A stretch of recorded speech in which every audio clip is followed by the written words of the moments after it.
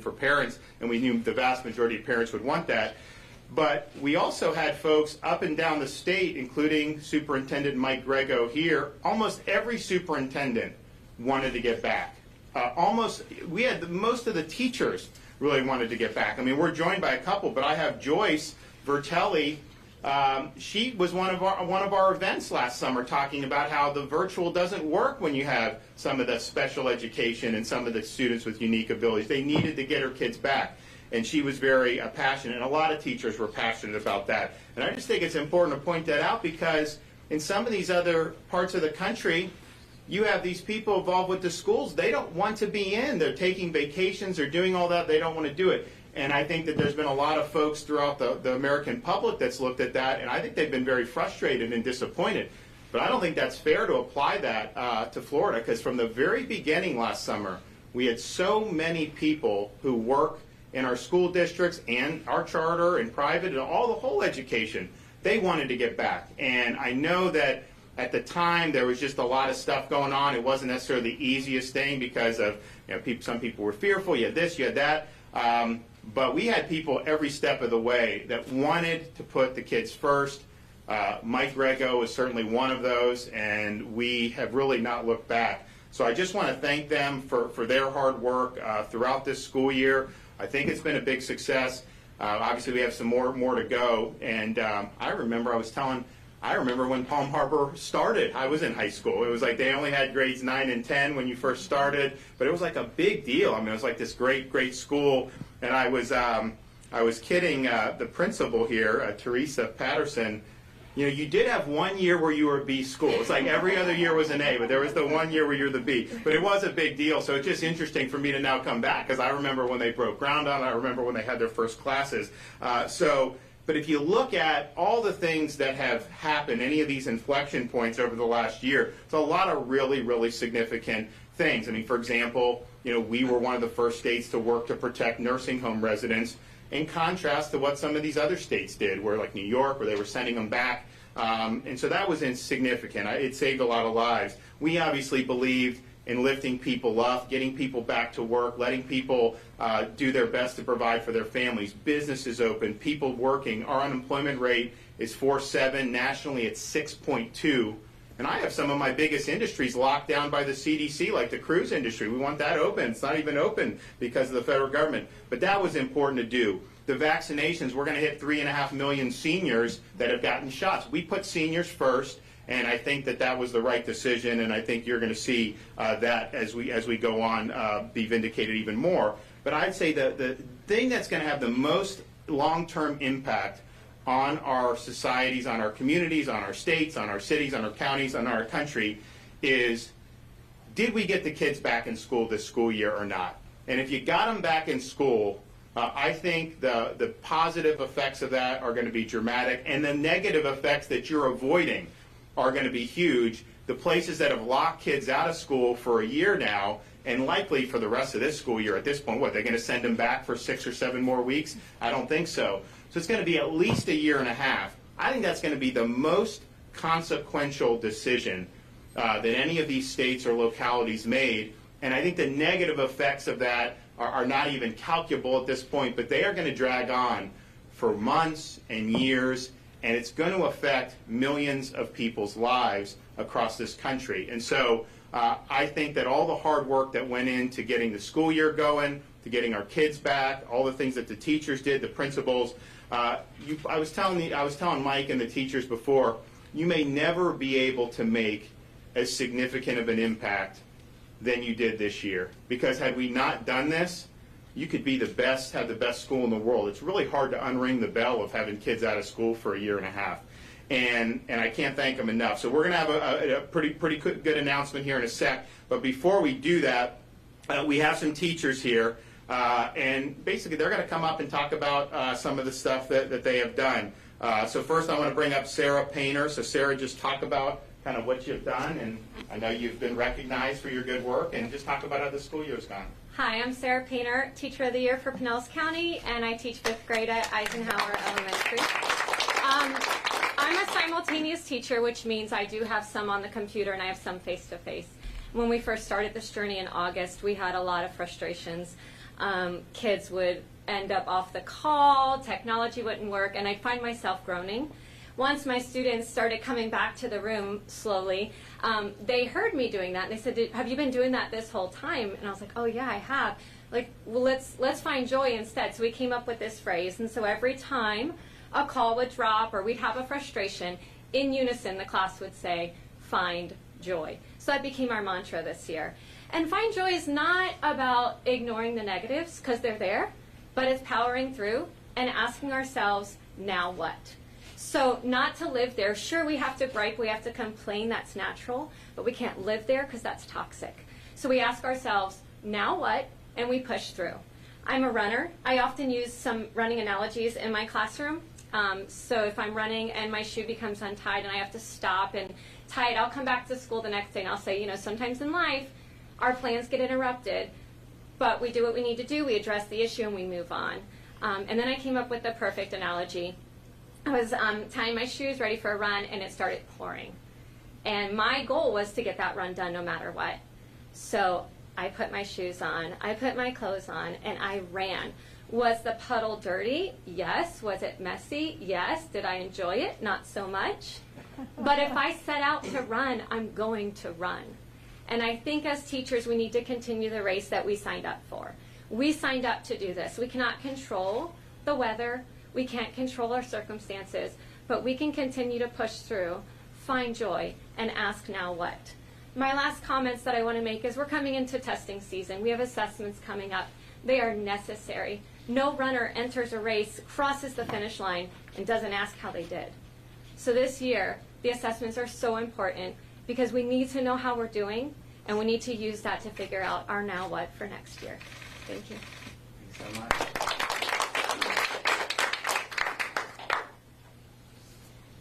Hi, I'm Joy Vitrelli. I teach at Paul B. Stevens, which is an exceptional student center here in Pinellas County. It's a great school where some of our most disabled students attend school. My daughter is a graduate from there. And I met with Governor DeSantis and the rest of the administration from the school district and the superintendent during the summer to talk about the value of having our students be in-person learning.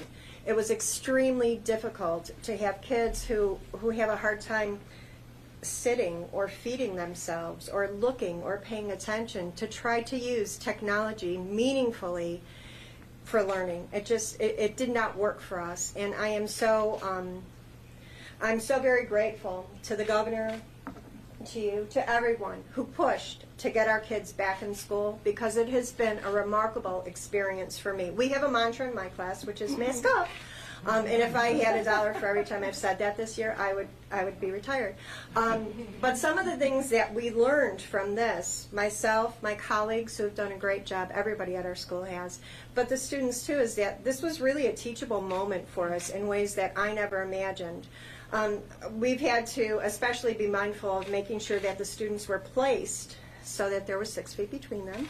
And it's much easier for you all to stay in your seats there than it is for students who are autistic or don't understand the need.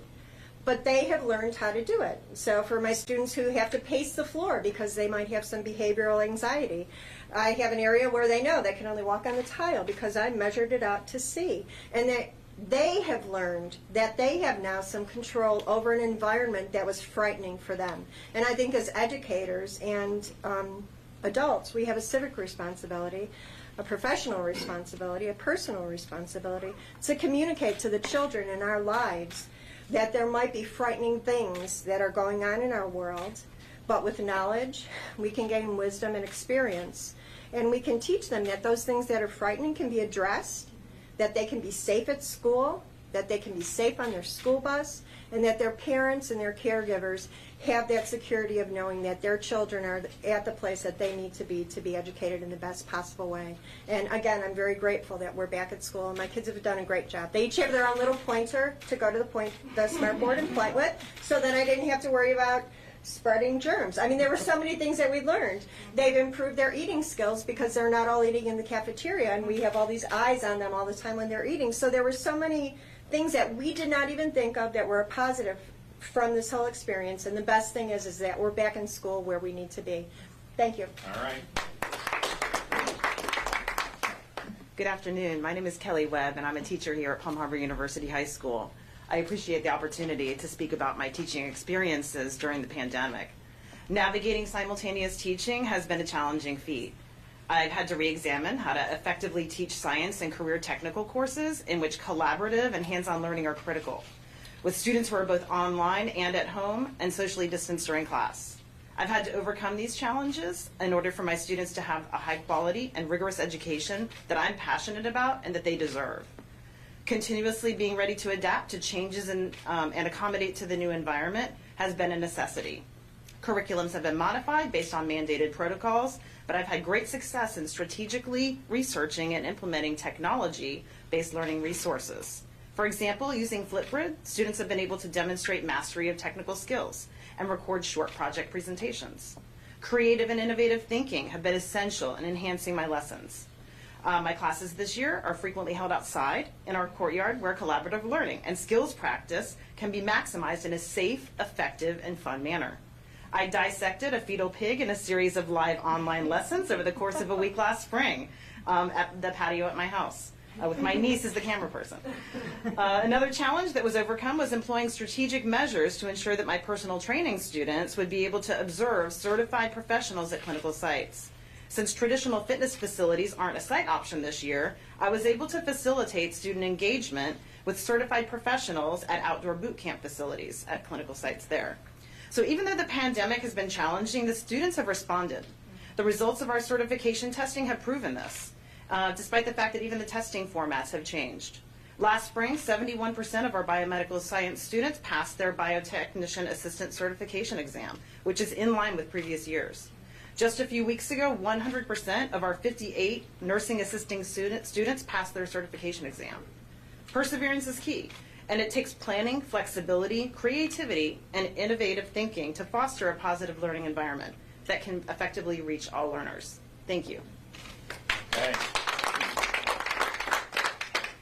Well, thanks. We really appreciate your hard work, and I know this is, a snippet here in Pinellas County, but we've seen folks work really hard all throughout the state, and we really we really appreciate it. And as a token of the appreciation, today I'm proposing and announcing my request to the legislature to dedicate another $216 million from the third round of the ESSER funds so that we could do $1,000 bonuses for public school principals and classroom teachers for grades pre-K through 12.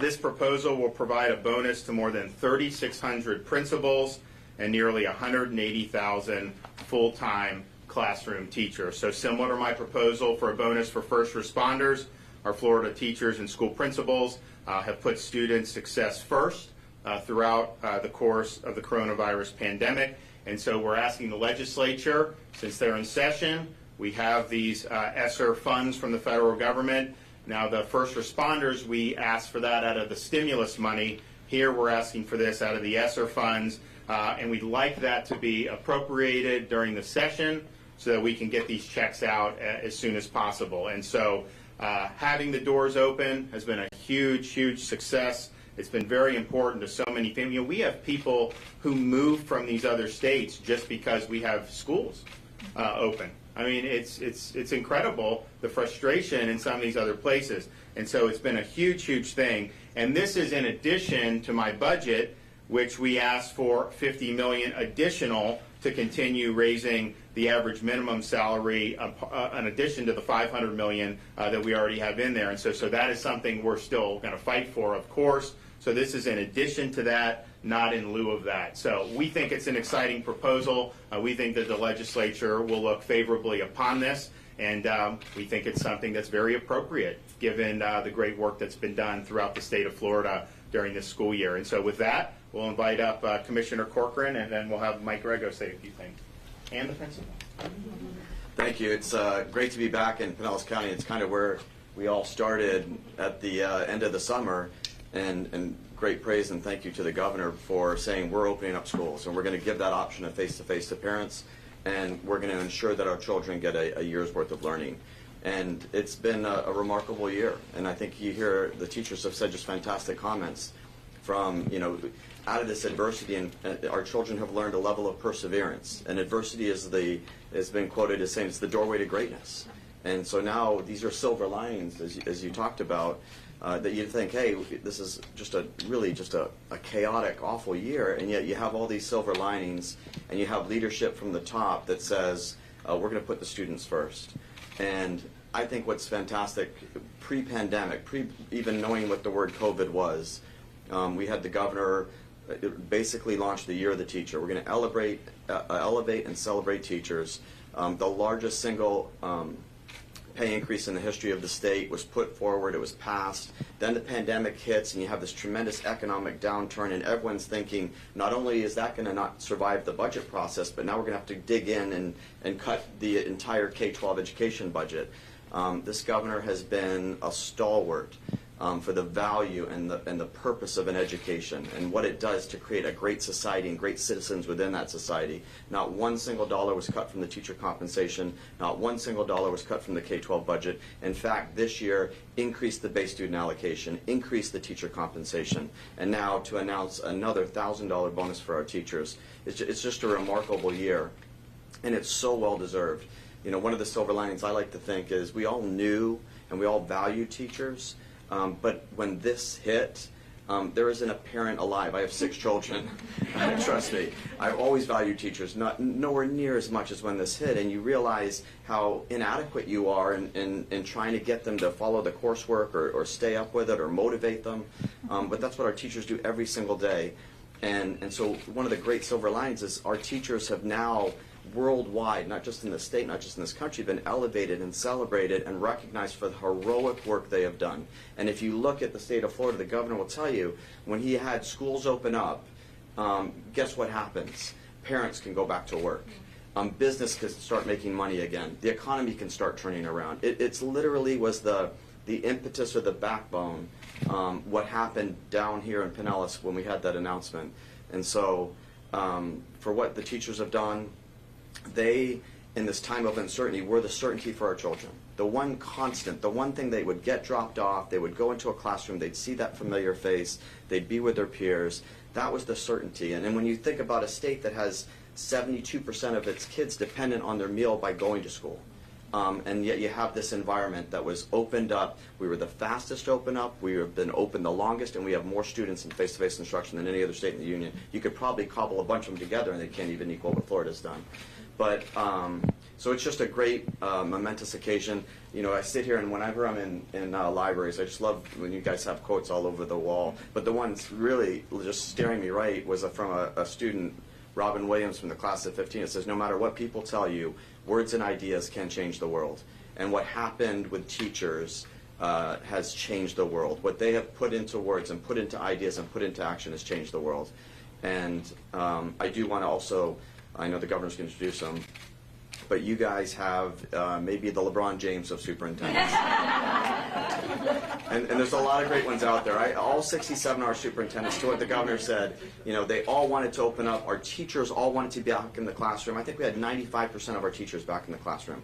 I mean, just an astounding accomplishment, a heroic effort.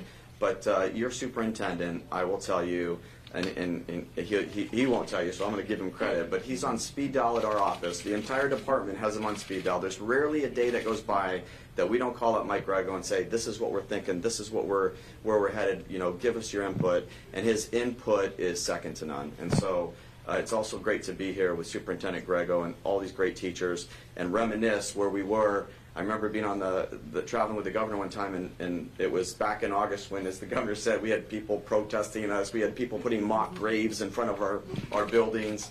And I remember talking to the governor, and the concept the governor was saying was, today is August, but February or March will come. And when that comes, they will see we are right. Our teachers are right. Our superintendents are right. And we're going to do what's best by children, and we did. And so it's so great to see this additional compensation for our great heroes in the classroom and our principals. Thank you.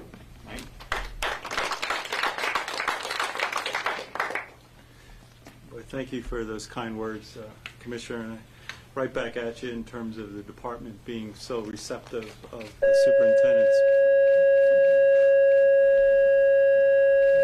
We're in a school, so. I too want to add my thanks, Governor DeSantis, for being here and choosing Pinellas County to make this historic announcement, and also choosing Palm Harbor University High School, a fine high school, representative of all of our high schools in Pinellas County. Well, we're grateful for your leadership. As was already mentioned, we in Pinellas County and in the state of Florida were fully operationalized in August, and I want to say thank you once again on behalf of all the superintendents for holding the districts financially harmless, providing innovative teaching methods, Commissioner, and to assist students to learn remotely, and provided us the resources to open up safely so that we could effectively engage. I know it's nice that we're speaking in the end of March about how smooth things went, but a lot of the decisions from the governor and the commissioner and the Department of Education, you have a Department of Education that's one of the finest, if not the finest, in the nation also. And I'm not just saying that. We in Pinellas County have the vast majority of our schools, 85 to 95% in-person learning face-to-face, with many of them over 90% learning face-to-face. We're excited about the plans of the future. We're excited about this robust summer program that we're going to be holding in June and July. Because as the governor mentioned, this is not going to go away in terms of the potential learning loss, but rather we need to care for our students of all grade levels. Not only this summer, but next year and next summer, and we're going to use these dollars very wisely. So it's been a journey, and you've heard that from the teachers. But as the governor pointed out, the teachers have been in the center of this journey. And every single day trying to figure it out, how to make it work, and refusing, and this has been our mantra, we're going to refuse to allow this year to be anything less for our students. We're going to make this year as powerful as we can. Our students deserve it. But at the center, the teachers worked to teach online, in person, maybe simultaneous. They worked every single day. So today we may be announcing, and certainly we are very grateful, but I don't want us to forget about the day-to-day support and the responsiveness. And so, not only as superintendent of Pinellas County, but also as a serving president of the Superintendents Association, we say without reservation, the partnership with the department has been second to none. And never before have we had such collaboration with the Department of Education. In tough times, it's amazing of how people come together, and I hope it always stays that way. So thank you, Richard, for your leadership. I'm excited to introduce Teresa Patterson, who is the principal of this school, and ironically the principal of just a few weeks. So Dr. Gonzalez, who is there right in front of me, if you wave your hand, she has been the principal of this school for 11 years, and so all of those A's are under her leadership, and she was recently promoted as an area superintendent. And I also want to say, Governor and Commissioner, I have 4 board members. They're tremendous board members right in front of me, so they're my bosses. So they're Sam, Caprice Edmonds, and Nicole Carr, and Lisa Kane, and Eileen Long. Thank you for being here and supporting us through this journey, and all the board members. Thank you so much. So without further ado, let me introduce the fine new principal, but baptism by fire. I called her and I said, the governor wants to come and visit your school. So, Teresa. And I do have to tip my hat to Kristen Gonzalez. Dr. Gonzalez really has led this school through what has been a very unique time period. I'm going to put it that way. Governor, as principal, I can't thank you enough for your work to support teachers and schools. And I appreciate the steps that you, along with Commissioner Cochran, have taken to make sure that this year has been full and meaningful for our students. Yes, there certainly were challenges all over the district, but I can tell you this, that at Palm Harbor University High School and across the district, there was no such thing as a pause button. No pause. It was innovate and persevere and find new ways. And I know that our way of work has changed for the better because of all that we've learned. When I look at this school in the short time I've been here, I think it's a perfect example of what I'm seeing throughout the district because of the leadership in place from our superintendent and our assistant superintendent all the way down to the teachers in the classroom. Teachers lead as well. And I see a school that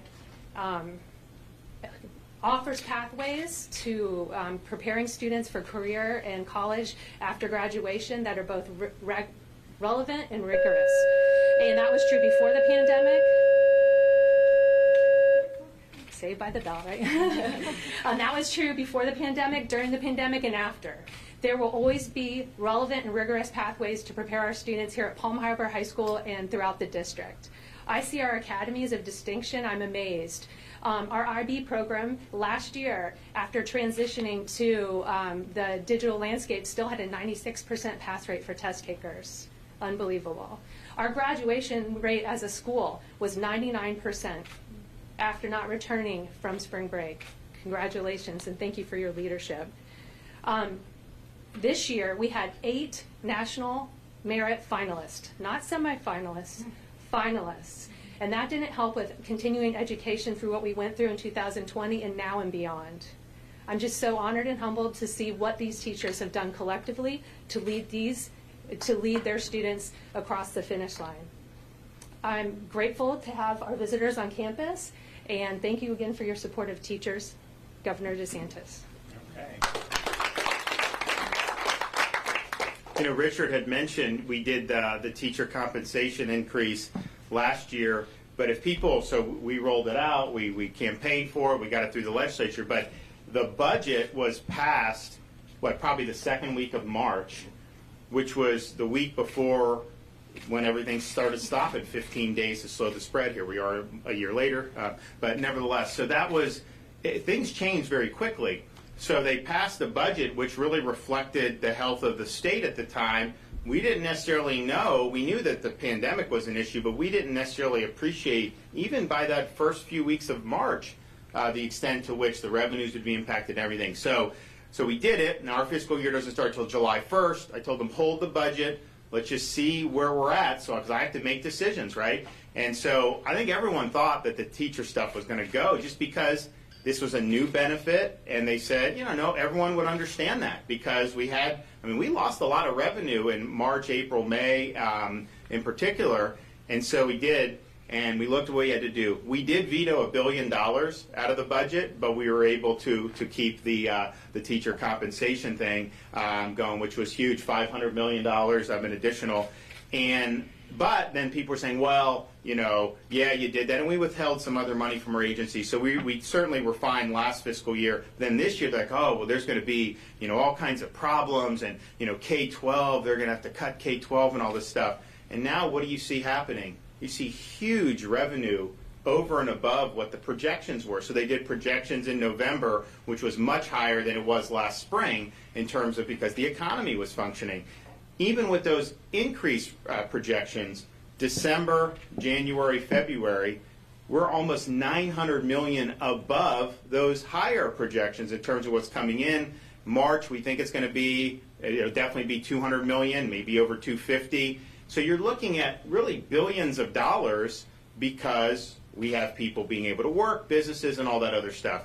And so the result is, it was the right thing to do to protect the teacher compensation when I signed this current year's budget.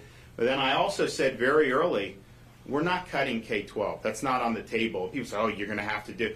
It's not on the table. We did our budget. People are saying, oh, he's going to have to cut all this. I was like, no, I'm not. I was like, we've managed it right. And sure enough, now the Senate is pretty much where we are. We may need to move them a little, but their budget's pretty, the top line's similar. The House is, move them a little bit too, but we're all in the same ballpark here.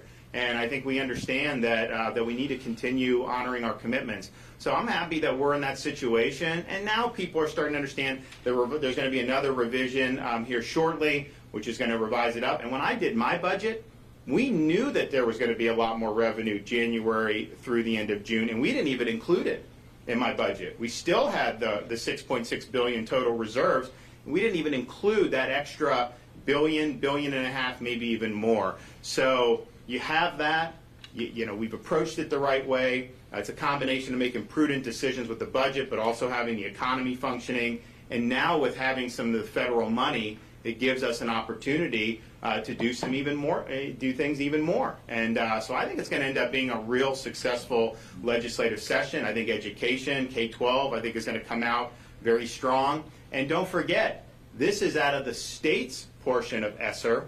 The locals are also getting money. So there's nothing preventing them from doing even more. And we would obviously encourage them to think very carefully about that. So all in all, it's a good day. It's a day to say thank you. It's a day to appreciate all the great people in Florida who've worked to give kids an education this year. But it's also a time to say we need a proposal to be able to make that thanks tangible, and I think this is a great first step. With that, I'll take a few questions. Governor, will the state continue funding online learning next year, or is the goal to really get everyone back into the classroom? Well, I can let Richard, you want to speak to that? Yeah, the goal is to get everyone back in the classroom.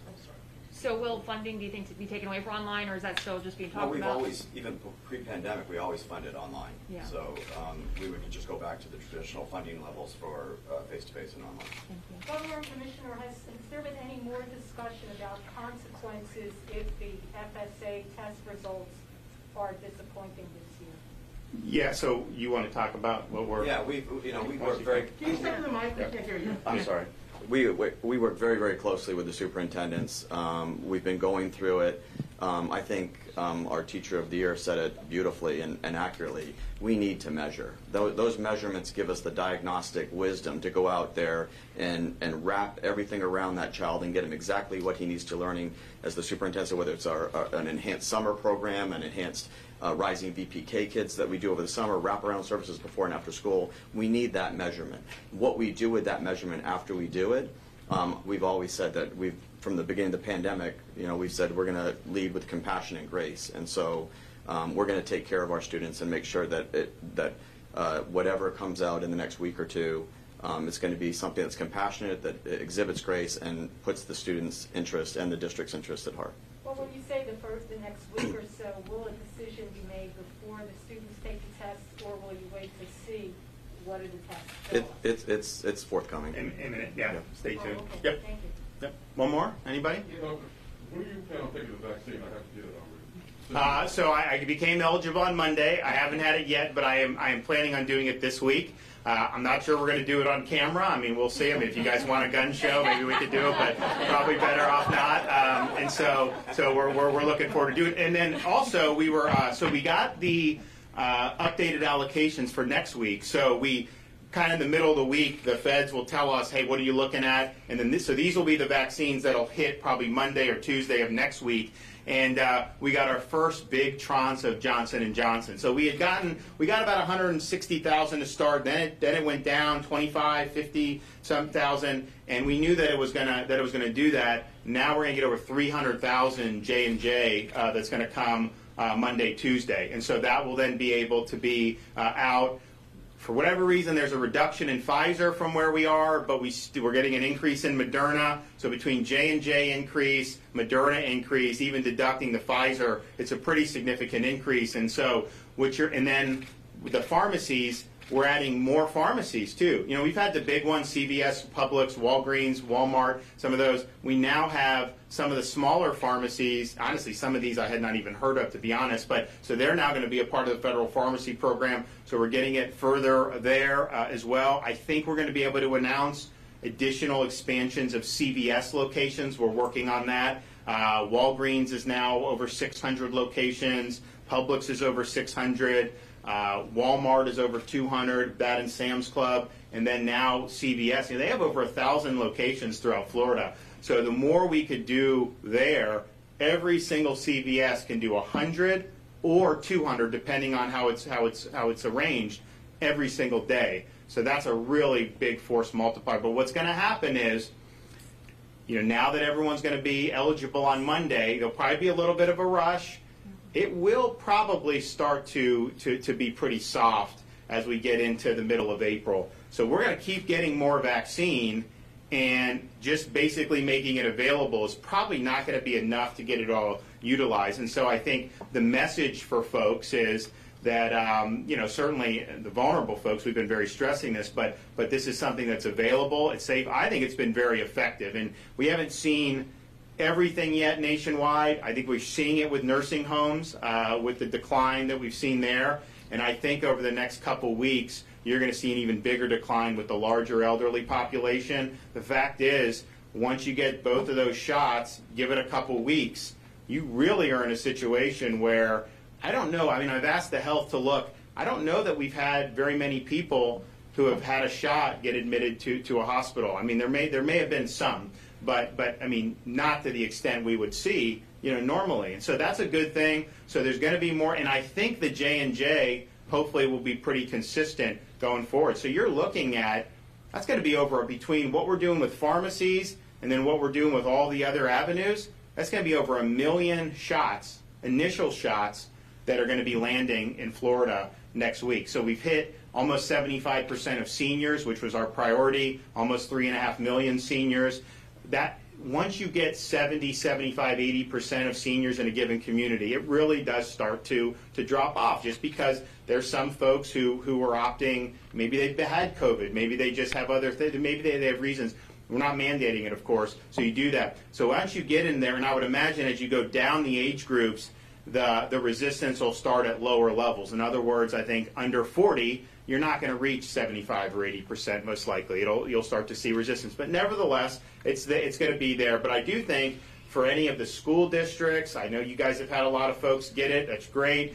We've obviously worked with law enforcement. Any businesses out there that are looking to do their employees, you're going to have this available. It's going to be available very likely in your neighborhood, at a minimum a retail pharmacy. So starting Monday, Tuesday, when the eligibility goes down, and then this dump starts to materialize probably by next Thursday, there's going to be a lot of vaccine, not just in Florida, but around the country. So if you have folks that want it, who have not been in those higher age groups up to this point, the time is very near where they're going to be able to get it, I think, with relatively little hassle. So we'll keep doing it and make sure that folks have it. But by the time we get to May, my sense is there'll probably be a surplus built up, so it'll really be about public messaging and letting people know it's out there. Obviously, we will have had 4.5 months of people taking that, 5 months of people taking it, and so people will evaluate the safety based on that. When we went into the nursing homes, we were the first state in the country to do long-term care, because we had CVS, Walgreens teed up. They were starting the Monday after the initial doses came.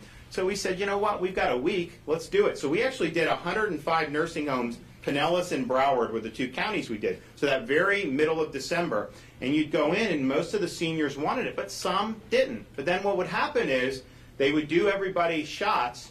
Nobody was falling over or keeling over. So then some of the residents said, you know what, I'll take it. It seems like it's good. And then when you go back for the second dose, some of the residents who opted against it the first time say, yeah, you know what, it's safe, I'll take it. So I think you'll start to see more and more folks be willing to take it as they see the track record. And I think it has worked. I think it's offered protection. I think we'll see that even more so over the next weeks. But I certainly think for elderly, I think it's been very effective. So I'd encourage folks to take it. So we will let you know when I get the jab, one way or another, and we're happy to do it. And we're really excited about today's announcement. We're really excited about these bonuses. I think it's like I said, a lot of you guys have been doing this for how many years, right? But I don't know that you're going to make.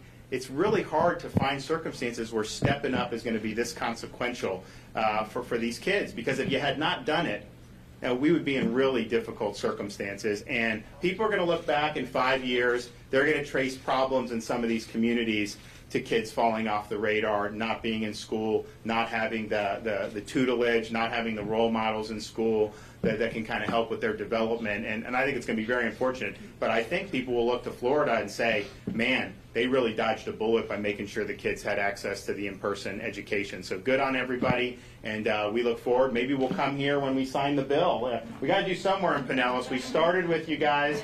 Now we're here for this announcement, so we got to make that happen. We'll get it done. Thanks, everybody. Thanks, guys. This way we go.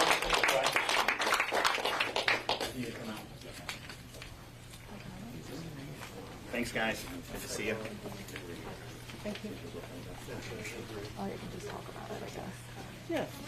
Thank you. Thanks for having me.